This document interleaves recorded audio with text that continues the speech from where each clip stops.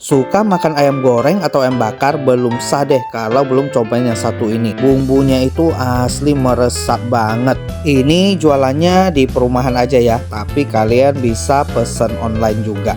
Jualannya udah sekitar 7 tahun ya, dan sejauh ini ayam goreng sama ayam bakar yang paling gua suka.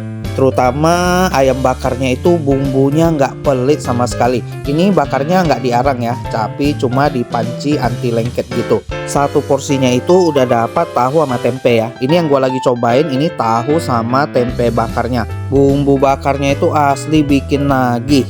Gurih, asin, manis, dan wangi banget. Ini disajikan sama sambal cabai hijaunya kayak gitu ya. Versi ayam gorengnya itu juga udah meresap banget bumbu-bumbunya. Daging ayam bakar maupun ayam gorengnya itu juga udah lembut banget. Rempah-rempahnya juga udah meresap banget ya, sampai daging ayamnya itu udah berubah warna. Pas gua gigit ke bagian pahanya, ini langsung copot semua daging-dagingnya. Asli lembut banget, kalian wajib cobain. Mereka kadang ada buka PO ya. Ini ada jengkol rendangnya, asli mantap banget guys. Lembut, bumbunya itu terasa banget. Dan mereka juga ada es parut kayak gini, segede gini, harganya cuman 10.000 doang.